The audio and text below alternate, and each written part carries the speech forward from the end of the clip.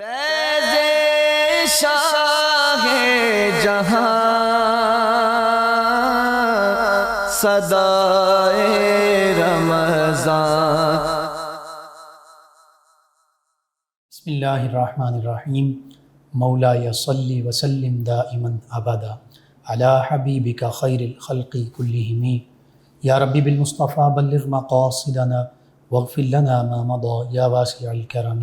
السلام علیکم ناظرین و سامعین کرام، 9 نیوز HD کے لائیو اسٹوڈیو سے رمضان المبارک کی اسپیشل ٹرانسمیشن صدائے رمضان کے ساتھ آپ کی خدمت میں حاضر ہے آپ کا میزبان محمد لقمان رضا۔ ناظرین و سامعین، مختلف موضوعات پر گفتگو ہوئی۔ آج کا خاص موضوع فتح مکہ، جو فتح عظیم بھی ہے، فتح مبین بھی ہے۔ فتح مکہ کا ذکر قرآن مجید فرقان حمید میں بھی ہے، احادیث مبارکہ میں بھی، اور پھر مورخین نے، سیر نگار جو ہیں انہوں نے سیرت کی کتابوں میں لکھا۔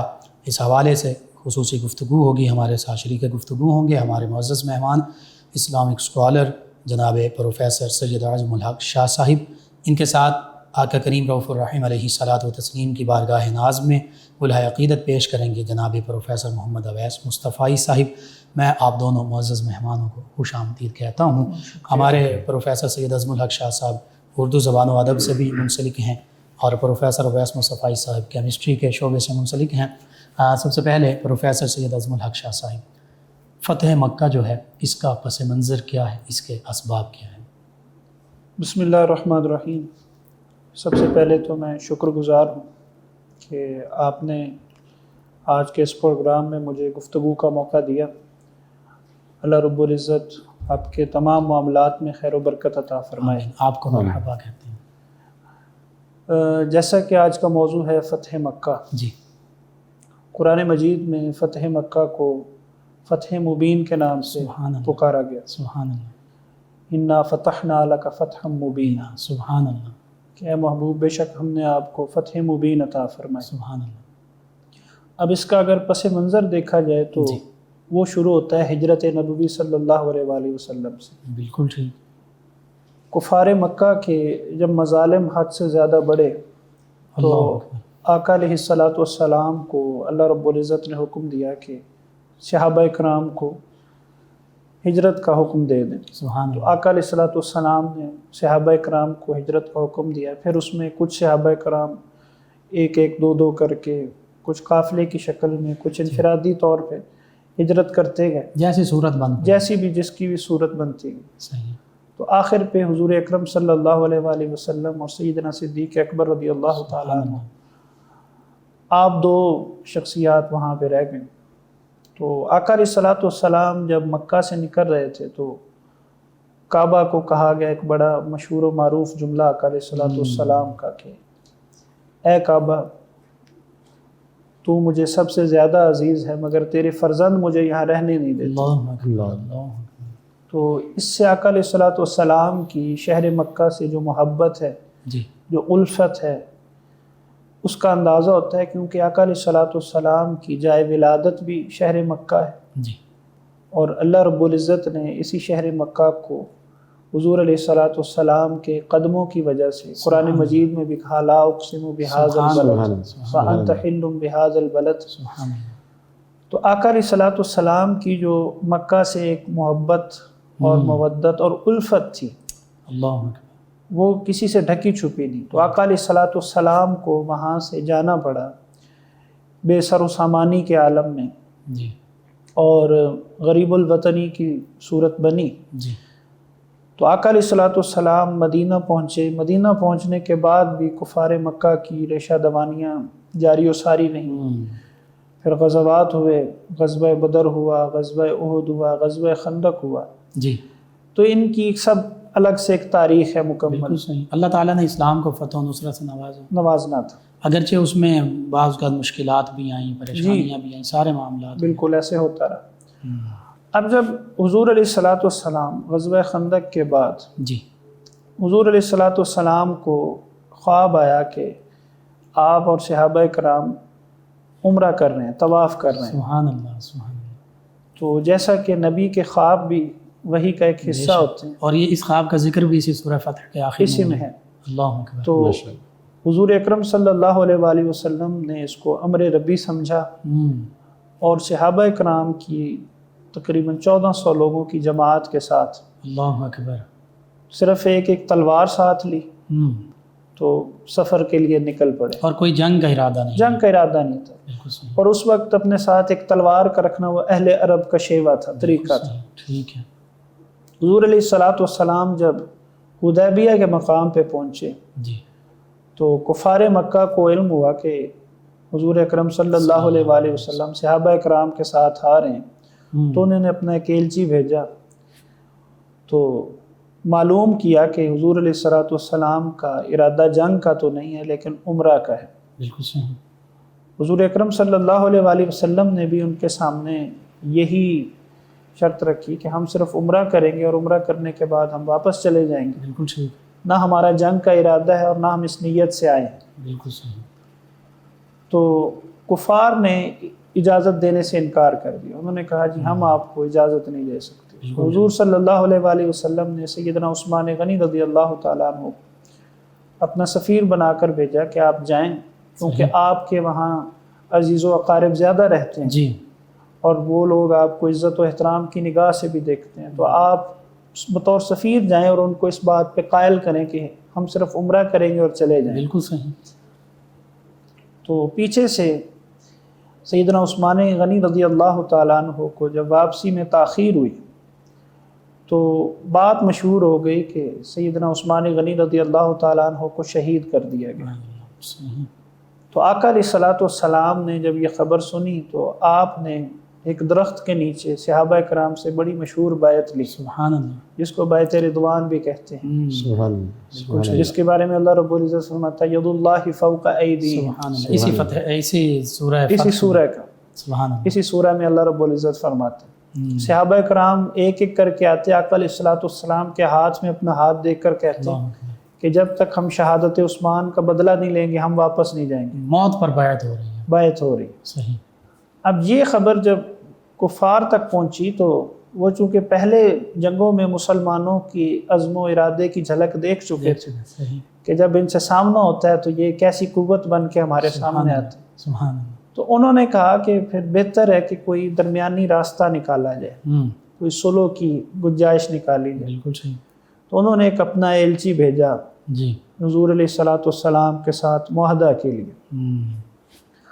اور حضور علیہ الصلاۃ والسلام کے ساتھ انہوں نے کچھ شرائط طے کی۔ ٹھیک ہے، اور اس معاہدے سے نبی کریم صلی اللہ علیہ وآلہ وسلم کی سیاسی قیادت، آپ کا تدبر اور فہم بھی ظاہر ہوتا ہے، بالکل، کیونکہ ایک حدیث مبارکہ میں آپ صلی اللہ علیہ وسلم نے فرمایا کہ بنی اسرائیل کے جو انبیاء کرام علیہ السلام تھے وہ بھی سیاست فرمایا کرتے تھے، بالکل، اور وہ سیاست آج کے ان معنوں میں سیاست نہیں ہے، وہ تو یعنی بہتری، فلاح، بہبود اور سب سے بہتر عمل سر انجام دینا اس معنی میں ہے۔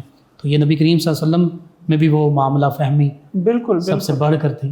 میں یہاں پہ ایک چھوٹی سی غلط فہمی رفع کرتا چلوں جی، کہ عام طور پہ ہم سیاست کو وہ معنی دیتے ہیں جو آج کل کے مروجہ معنوں میں کی جاتی ہے۔ بالکل صحیح ہے، سیاست کا تعلق صرف حکومت سے نہیں ہے، سیاست کا تعلق آپ کے تمام معاملات زندگی کے ساتھ اللہ اکبر، بالکل ایسے ہی ہے، حضور صلی اللہ علیہ وآلہ وسلم نے فرمایا کہ اگر دین کے 10 حصے کیے جائیں جی، تو ایک حصہ عبادات ہے اور 9 حصے معاملات ہیں، سبحان اللہ، تو وہ 9 حصے معاملات جو ہیں وہی سیاست ہے۔ اللہ اکبر، بالکل ٹھیک، آپ کا لوگوں کے ساتھ اٹھنا بیٹھنا ہے، لین دین ہے، کاروبار کرنا ہے، یعنی ہماری 90% زندگی سیاست سے متعلق ہے۔ سیاست سے متعلق ہے۔ تو ہم سیاست کو صرف ایک حکومتی سطح تک محدود کر دیں، ایک خاص خول میں بند کر دیں تو وہ ہمارے سمجھنے میں غلطی ہے، یعنی جدا ہو دی سیاست سے تو رہ جاتی ہے چنگیز۔ اللہ اکبر، اب حضور علیہ الصلاۃ والسلام کے پاس جب وہ شرائط لے کر پہنچے جی، تو حضور علیہ الصلاۃ والسلام نے ان شرائط کو قبول فرمایا۔ وہ شرائط کیا تھیں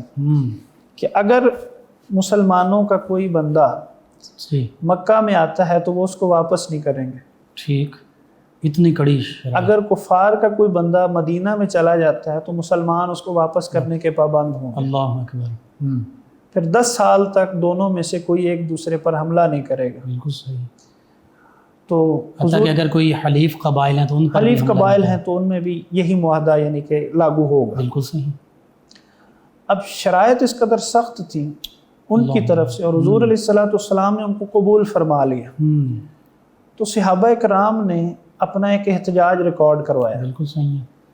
اب یہاں پہ ایک اور میں بات کلیئر کرتا چلوں کہ صحابہ کرام کا اس وقت جو سٹیٹس تھا وہ ایک کارکن کا تھا، بالکل اور صحیح، حضور علیہ السلام ایک بطور قائد کے وہاں پہ یا مشیر بھی کہا جا سکتا ہے، وشاورہم فی الامر وامرہم شورا بینہم، اس حوالے سے۔ تو صحابہ کرام نے اس میں اپنا اختلاف کیا، بلکہ سیدنا عمر فاروق رضی اللہ تعالیٰ عنہ تو جلال میں آ گئے اور یہاں تک کہنے لگے کہ یا رسول اللہ صلی اللہ علیہ وسلم کیا ہم حق پر نہیں ہیں؟ اللہ اکبر۔ اگر ہم حق پر نہیں ہیں تو پھر ہمارے ساتھ یہ اس طرح کہ آپ نے کس طرح نکات پر معاہدہ کر لی؟ جی، لیکن آقا علیہ السلام چونکہ اپنی سیاسی بصیرت سے ایک عظیم فتح کو دیکھ رہے تھے، تو آقا علیہ السلام نے صحابہ کرام کو ڈانٹا ڈپٹا نہیں کہ آپ لوگ ایک نبی کے فیصلے سے اختلاف کر رہے ہیں۔ اللہ، یہاں پہ جو ہم جس جمہوریت کا ذکر کرتے ہیں، جی جی، حضور علیہ السلام نے اس کا بھی درس دے دیا۔ بھی جمہوریت کیا ہے کہ اختلاف رائے ہر کسی کا حق ہے، اور اس کا اظہار کرنا بھی ہر کسی کا حق ہے، بالکل صحیح، لیکن اپنے بہرحال قائد کی بات ماننا بھی حرف آخر ہونا چاہیے، اور قائد بھی نبی رحمت صلی اللہ صلی اللہ علیہ علیہ وسلم۔ یعنی صحابہ کرام نے ایک اپنی رائے ضرور رکھی، بالکل صحیح، لیکن حضور علیہ السلام کے فیصلے کو ہی مقدم رکھا۔ سبحان اللہ، پھر اللہ رب العزت نے بھی تائید فرما دی کہ اِنَّا فَتَحْنَا لَكَ فَتْحًا مُبِينًا، بے شک، کہ ہم نے آپ کو فتح مبین عطا فرمائی۔ سبحان اللہ، تو یہ معاہدہ ہو گیا، حضور علیہ السلام واپس تشریف لے آئے۔ پھر ایک معاہدہ یہ بھی تھا کہ ایک نقطہ یہ بھی تھا کہ آپ اگلے سال آ کے اسی طرح عمرہ کر کے تو واپس چلے جائیں۔ بالکل ٹھیک، اب ہوا یہ کہ مسلمانوں میں سے کوئی ایک شخص جی، کسی وجہ سے مکہ میں آ گیا، اب معاہدے کی روح سے وہ واپس نہیں جا سکتا تھا، بالکل صحیح، تو اس نے مکہ میں ہی رہ کر تبلیغ کرنا شروع کر دی۔ اللہ اکبر، صحیح، اب اس کے تبلیغ سے، حسن سلوک سے بہت سے لوگ متاثر ہو کر دائرہ اسلام میں داخل ہونے لگے۔ سبحان اللہ، اب کفار کو یہ بات ناگوار گزری، لیکن وہ معاہدے کی وجہ سے مجبور تھے کہ پابند وہ تھے، کہہ کچھ نہیں سکتے تھے۔ صحیح، اب یہ حضور علیہ السلام کا تدبر تھا اور سیاسی بصیرت تھی اللہ اکبر، کہ آپ یہ پہلے دیکھ چکے تھے کہ اگر یہ نقطہ ہے تو یہ بھی ہمارے حق میں جائے گا، اور یہ اسلام کے سفیر بنیں گے وہاں، اسلام کے سفیر بنے۔ سبحان پھر اسی طرح ان کے کوئی لوگوں میں سے حضور علیہ السلام کے پاس آ گئے مدینہ جی، میں، تو آقا علیہ السلام نے ان کو تحفے طائف دے کر رخصت کیا، اللہ اکبر، تو وہ حسن سلوک سے بڑے متاثر ہوئے۔ سبحان اللہ، وہ سوچنے لگے کہ ہمارے بندے ان کے پاس آتے ہیں تو یہ کیا سلوک کرتے ہیں، اور ان کے بندے ہمارے پاس آتے ہیں تو ہم کیا سلوک کرتے ہیں۔ اللہ اکبر، سبحان اللہ، تو وہ بھی دل میں ایک نرم گوشہ لے کر گئے۔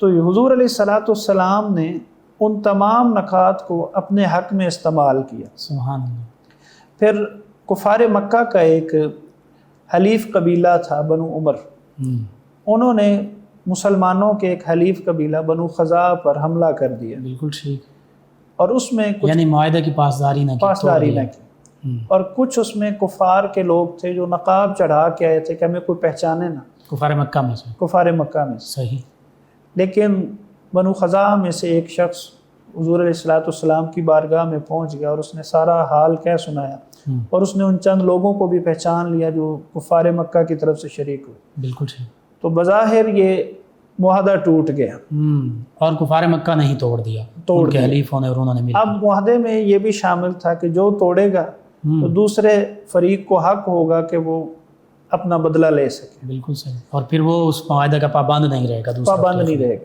ٹھیک ہے، اب جب یہ معاملہ ہوا تو ابو سفیان جو اس وقت تک مسلمان نہیں ہوئے تھے ابھی تک، تو ان کو جب یہ پتہ چلا تو ان کو پتہ تھا کہ اب مسلمان لازمی طور پہ اس کا بدلہ لیں گے، تو وہ مدینہ آئے، حضور علیہ السلام کی بارگاہ میں حاضری دے کر انہوں نے اس صلح کو دوبارہ جاری رکھنا چاہا، تو آقا علیہ السلام نے ان سے بات نہیں کی، صحیح، اور حضور علیہ السلام نے ان کو واپس بھیج دیا۔ تو ابو سفیان اپنے طور پہ وہاں اعلان کر کے آگے کہ بھی ہماری طرف سے معاہدہ ہے، ٹھیک ہے، آپ اس پر جو کرنا چاہیں وہ آپ کی ثواب دی، لیکن ہماری طرف سے ہے، زبانی کلامی، حالانکہ پہلے سے وہ ٹوٹ چکا تھا کی طرف سے اور ان کے حلیفوں کی طرف سے۔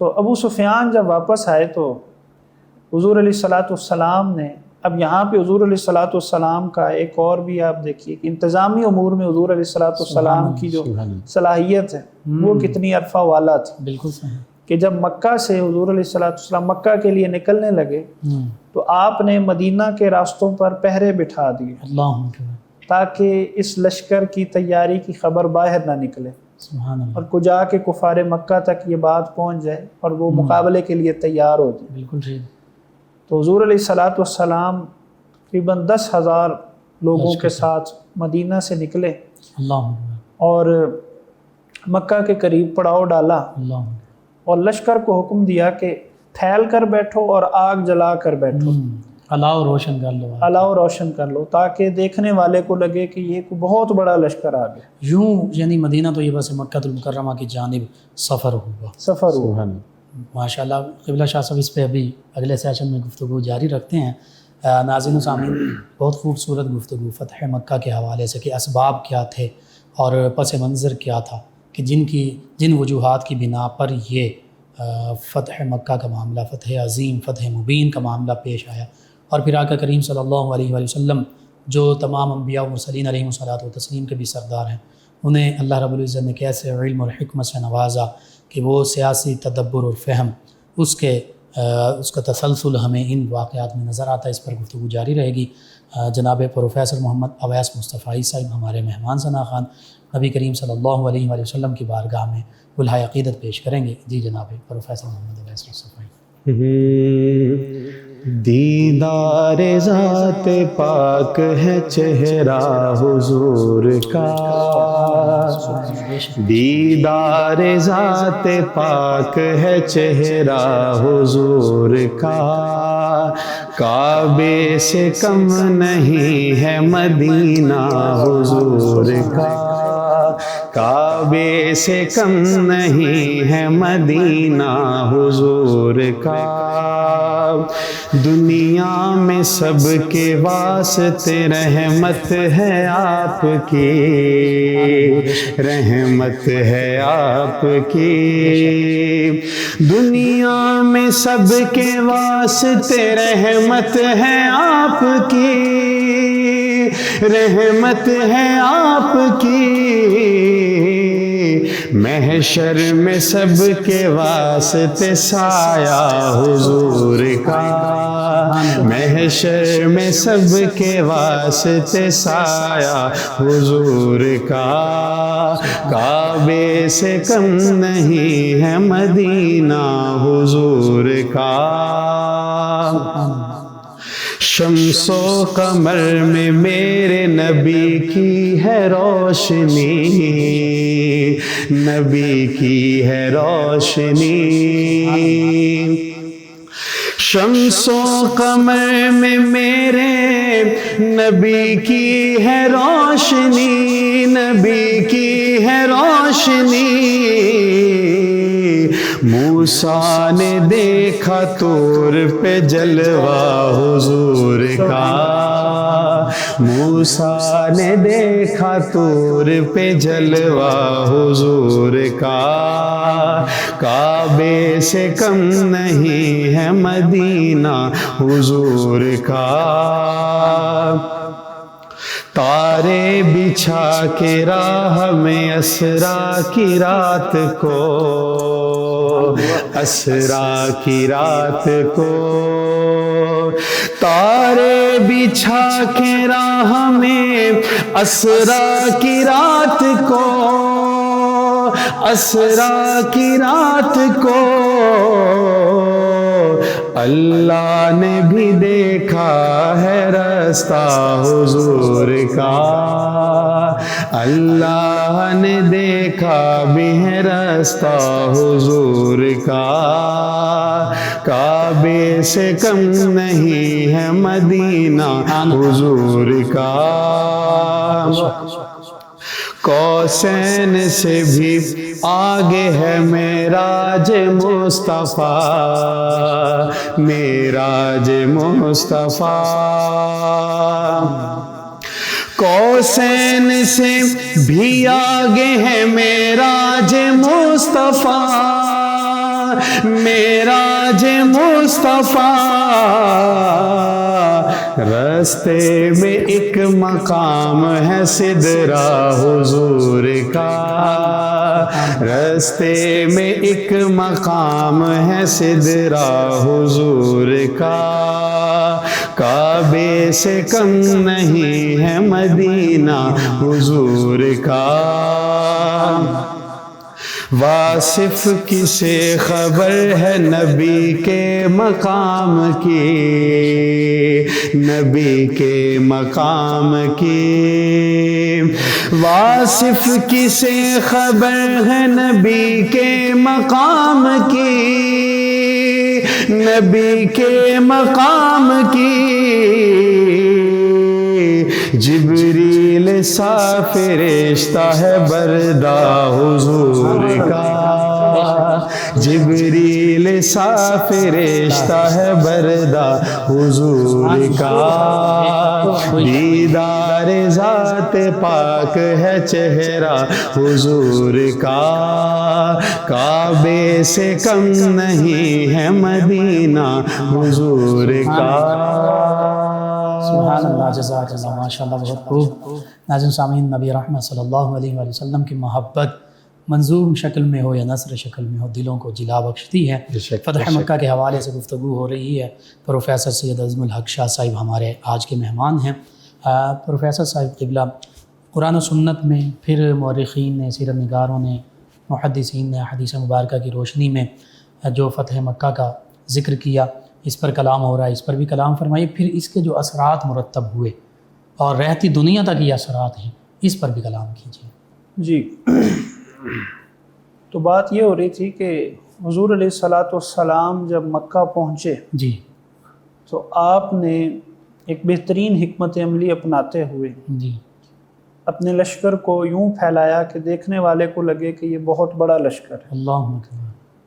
تو وہ کفار مکہ کے وہ لوگ جو پہرے پہ معمور تھے، جی، انہوں نے جب اتنی بڑی تعداد میں آگ روشن دیکھی تو ابو سفیان سے کہنے لگے کہ یہ شاید بنو خزاعہ کے لوگ ہیں جو بدلہ لینے کے لیے آئے۔ صحیح۔ تو ابو سفیان کہنے لگے کہ اتنی بڑی آگ جلانا ان کے بس کی بات نہیں ہے، یہ کچھ اور ہی معاملہ ہے۔ صحیح۔ اللہ اکبر، اللہ اکبر۔ تو وہ جب قریب پہنچے تو حضور علیہ الصلاۃ والسلام کے جو صحابہ کرام تھے انہوں نے ابو سفیان کو پکڑ لیا، ٹھیک۔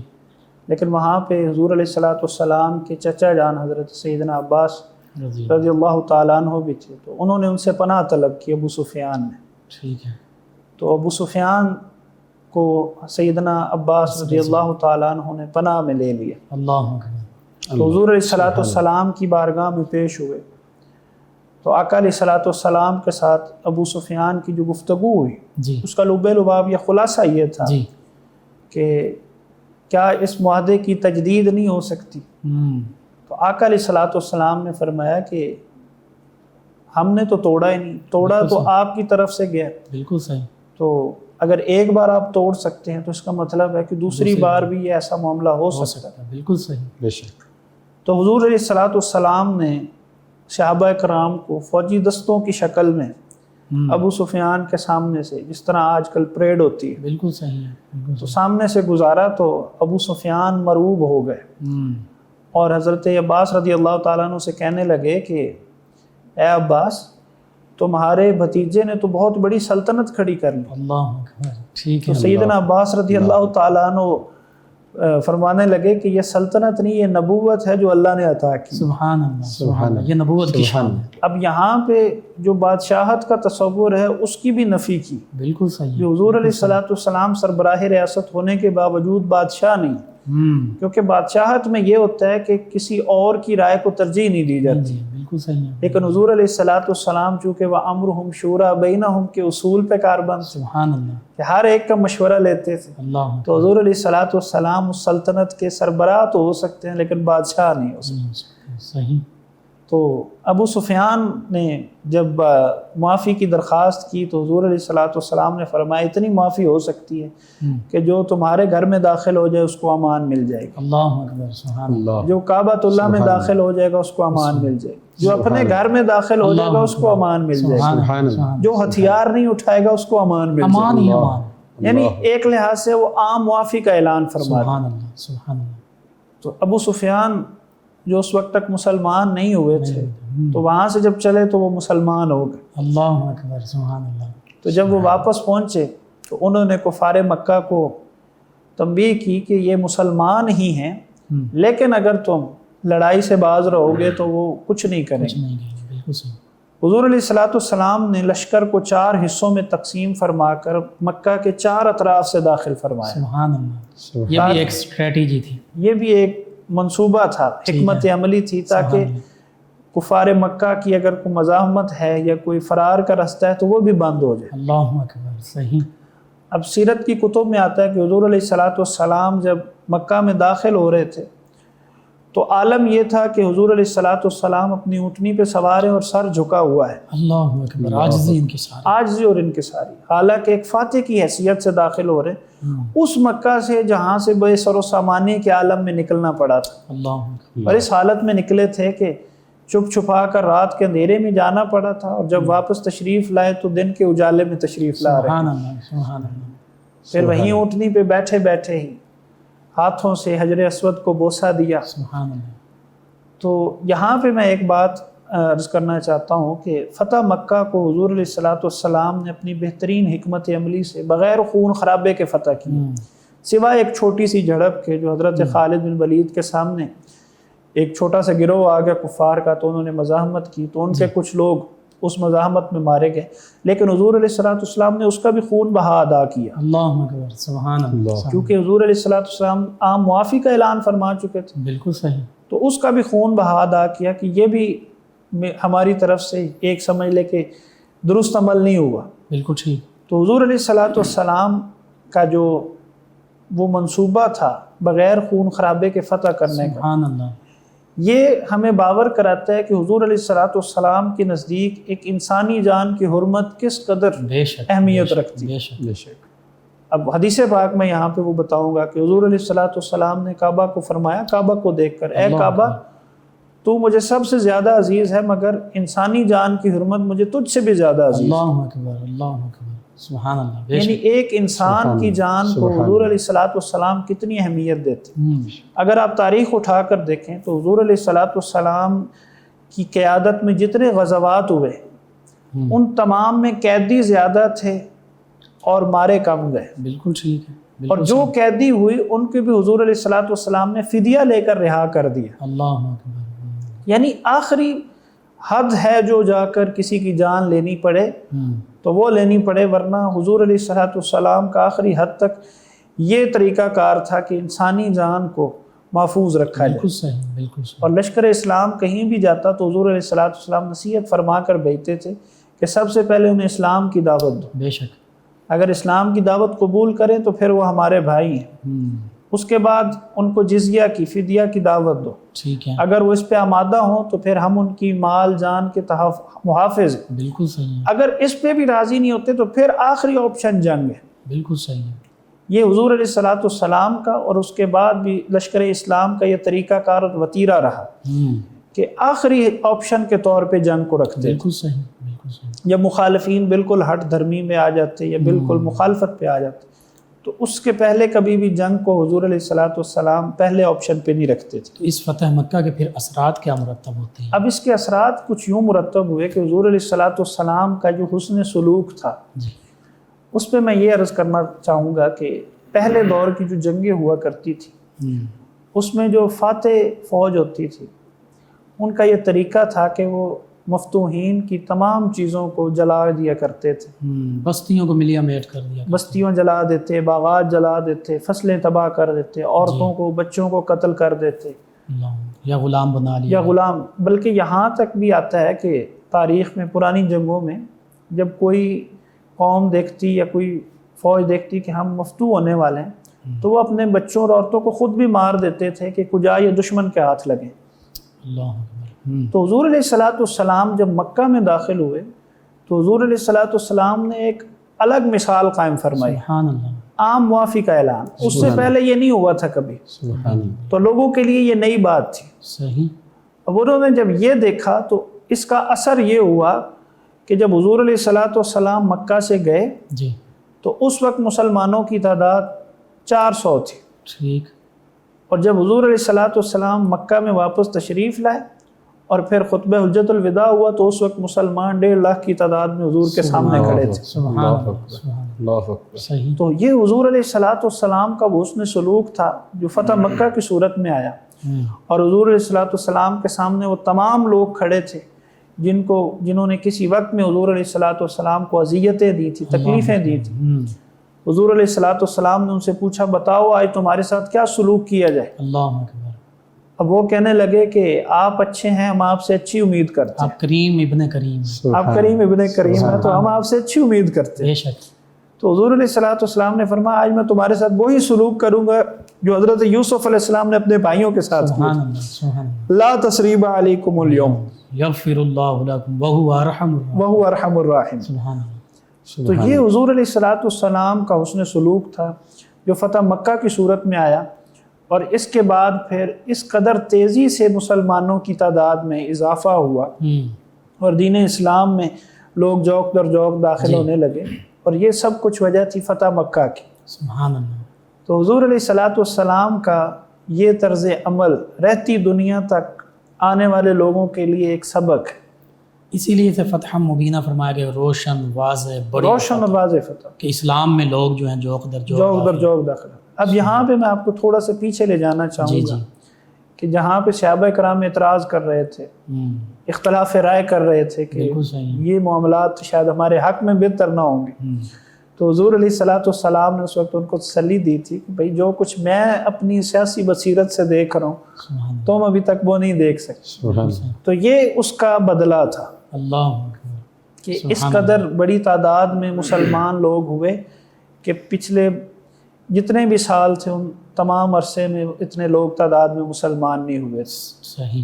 پھر حضور علیہ الصلوۃ والسلام کعبہ میں داخل ہوئے، جتنے بت تھے سب کو گرا دیا. ساتھ فرماتے جاتے تھے قل جاء الحق وزهق الباطل ان الباطل کان زہوقا. سبحان اللہ. بے شک حق آ گیا اور باطل مٹ گیا اور باطل مٹ جانے والا ہے. سبحان اللہ. تو حضور علیہ الصلوۃ والسلام نے یہاں سے شرک کا بھی خاتمہ فرما دیا مکہ سے، اور کفر کا بھی خاتمہ فرما دیا. بالکل صحیح، بالکل صحیح. تو یہ وہ معاملات تھے فتح مکہ کے جن کے دور رس اثرات مرتب اور ہوئے. پھر اسلام نہ صرف جزیرہ عرب بلکہ جزیرہ عرب سے بھی پھر باہر نکلا اور پھر ہر بر اعظم کی سرحدیں کراس کرتا ہو پوری دنیا میں. 2 عظیم سلطنتیں اس وقت جو تھیں، روم اور ایران، جی پھر وہ زیر نگیں آئیں مسلمانوں کی. تو وہ اس کا ابتدائیہ یہی فتح مکہ یہی تھا. سبحان اللہ. یعنی یہاں سے مسلمانوں کو ایک ایسی بنیاد مل گئی، ایک ایسی سلطنت مل گئی کہ جس کی بنیاد پہ وہ پھر پوری دنیا پہ چھاتے چلے گئے. اللہ. پھر اس حوالے سے آج ہمارے لیے کیا درس ہے، کیا سبق، کیا پیغام ہے فتح مکہ کے حوالے سے؟ فتح مکہ کے حوالے سے ہمیں جو سبق ملتا ہے وہ یہ ہے کہ اللہ تعالیٰ نے حضور علیہ الصلوۃ والسلام کی زندگی کے بارے میں فرمایا لقد کان لکم فی رسول اللہ اسوۃ حسنہ. جی. کہ تمہارے لیے حضور صلی اللہ علیہ وآلہ وسلم کی زندگی ایک بہترین نمونہ ہے. جی بے شک. اب جب ہمارے سامنے کوئی ایسا دشمن ہو جس نے ہمیں بڑی اذیتیں دی ہوں، جس نے ہمارا کسی وقت میں جینا حرام کر رکھا ہو، اللہ، اور جب ہمیں کوئی اختیار ملے اور جب ہمارے ہاتھ اقتدار آئے، جی، تو آج آپ کے سامنے ہے کہ ہم اس کے ساتھ کیا سلوک کرتے. ایسے ہی ہم گن گن کے بدلے لیں گے. جو اس نے ہمارے ساتھ کیا ہم اس سے دگنا اس کے ساتھ کرنے کی کوشش کریں گے. بالکل صحیح. کیونکہ ہمارے اندر وہ ایک آگ یا وہ ایک بدلہ جو انتقام اس کی جو آگ ہے وہ تبھی ٹھنڈی ہوگی جب ہم اس کے ساتھ وہی کچھ کریں گے جو اس نے ہمارے ساتھ کیا. بالکل صحیح. تو حضور علیہ الصلوۃ والسلام نے تو اپنے ان دشمنوں کو معاف فرما دیا جنہوں نے حضور علیہ الصلوۃ والسلام کی جان تک لینا چاہی. اللہ، جان کے دشمنوں کو بھی حضور علیہ الصلوۃ والسلام نے اس دن لا تثریب علیکم اليوم کہہ کر معاف فرما دیا. سبحان اللہ. یہاں تک کہ حضرت ابو سفیان کی جو بیوی تھی ہندہ، جنہوں نے حضرت امیر حمزہ رضی اللہ تعالیٰ عنہ کا کلیجہ چبایا تھا، تو حضور علیہ الصلوۃ والسلام نے ان کو بھی کہا کہ آپ میرے سامنے نہ آئیں. اس کا مقصد یہ تھا کہ سامنے آئیں گے تو حضور علیہ الصلوۃ والسلام کو وہ بات یاد آ جائے گی. تو اس میں بھی انہیں بھی وہ بات یاد آئے گی، وہ بھی شرمندہ تو یہ حضور علیہ الصلوۃ والسلام کا طرز عمل ہمارے لیے سبق ہے فتح مکہ سے، اللہ، کہ رحم دلی اور اپنے دشمنوں کے ساتھ ہمیشہ صلح جوئی، یہی اصل بات ہے کہ جب آپ کے پاس اختیار ہو تو پھر آپ کا کیا طرز عمل ہونا چاہیے. اللہ اکبر. اگر آپ کا طرز عمل ان جیسا ہوگا تو پھر ان میں اور آپ میں کوئی فرق باقی نہیں. بالکل صحیح. بہت خوبصورت پیغام. ناظرین سامعین، 9 نیوز HD کے لائیو اسٹوڈیو سے یہ خوبصورت ٹرانسمیشن آپ تک پیش کی جا رہی تھی. ان آخری پروگرام کے لمحات میں دعا کی طرف بڑھتے ہیں. دعا کر دیجیے قبلہ شاہ سے. بسم اللہ الرحمن الرحیم. اللہم صلی علی سیدنا و مولانا محمد وعلی آلہ وصحبہ وبارک وسلم. آمین. ربنا آتنا فی الدنیا حسنۃ وفی الآخرۃ حسنۃ وقنا عذاب النار. آمین وادخلنا الجنۃ مع الابرار یا عزیز یا غفار یا رب العالمین. آمین مولا ہماری آج کی اس گفتگو کو اپنی بارگاہ میں قبول فرما. آمین حضور علیہ الصلاۃ والسلام کا ذکر ہوا، اس کو اپنی بارگاہ میں قبول فرما. اس کے صدقے سے ہم سب کی مغفرت و بخشش فرما. آمین حضور علیہ الصلاۃ والسلام کی رحمت کے وسیلہ سے جملہ بیماروں کو شفا عطا فرما. آمین مولا ہم سب کو ماہ رمضان کے روزے رکھنے کی توفیق عطا فرما. جو رکھ لیے ان کو قبول فرما، جو رہ گئے ان کو رکھنے کی توفیق عطا فرما. آمین. ہماری تمام دعاؤں کو، التجاؤں کو اپنی بارگاہ میں قبول و منظور فرما. صلی اللہ تعالی علی حبیبی محمد و علیہ وسلم. صلی اللہ علیہ وسلم. جی ناظرین سامعین، 9 نیوز HD کے لائیو اسٹوڈیو سے رمضان المبارک کی اسپیشل ٹرانسمیشن صدائے رمضان کا آج کا پروگرام اختتام پذیر ہوتا ہے. اپنے میزبان محمد لقمان رضا، ہمارے معزز مہمان اور ہماری ٹیم کو اجازت دیجیے. اللہ نگہبان. آخر میں جناب پروفیسر محمد اویس مصطفی صاحب نبی کریم رؤوف الرحیم علیہ الصلوۃ والتسلیم کی بارگاہ ناز میں ہدیہ عقیدت پیش کریں گے. جی جناب پروفیسر محمد اویس مصطفی صاحب. یا شفیع امم للہ کر دو کرم، یا شفیع امم للہ کر دو کرم، شالا وسدا روے تیرا سونا حرم، تیرا سونا حرم. ہم غلاموں کا رکھنا خدا را بھرم، ہم غلاموں کا رکھنا خدا را بھرم. شالا وسدا روے تیرا سونا حرم، تیرا سونا حرم. شالا وسدا روے تیرا سونا حرم، تیرا سونا حرم. تیری یادوں سے معمور سینہ رہے، تیری یادوں سے معمور سینہ رہے. سامنے میرے تیرا مدینہ رہے، سامنے میرے تیرا مدینہ رہے.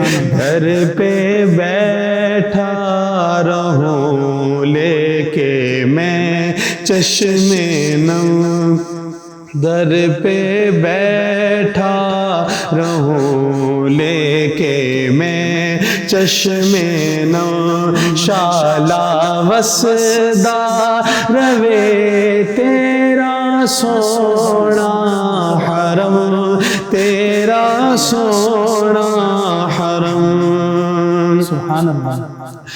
تیری چوکھٹ کے مانگت ہے جائے کہاں،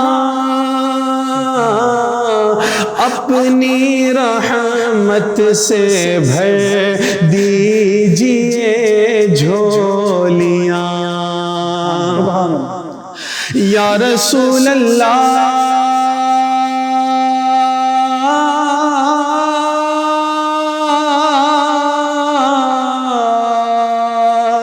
یا رسول اللہ،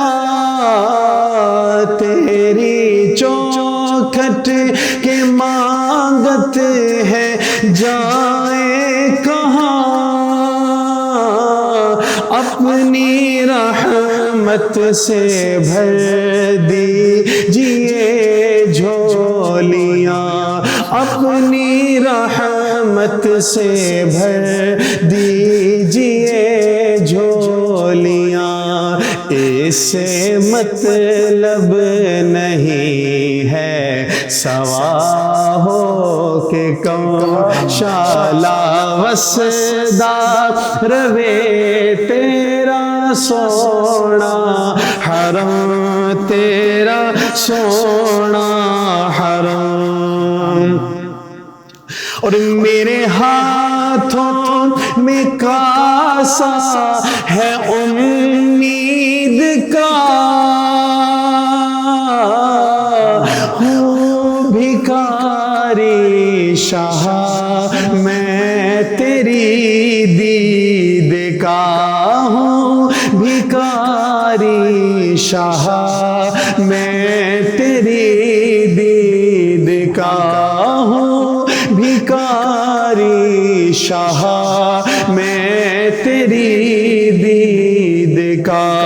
میں گدائے حرم تو نبی محترم، میں گدائے حرم تو نبی محترم، شالا وسدا روے تیرا سونا حرم، تیرا سونا حرم۔ حاضری ہو نیازی کی دربار میں،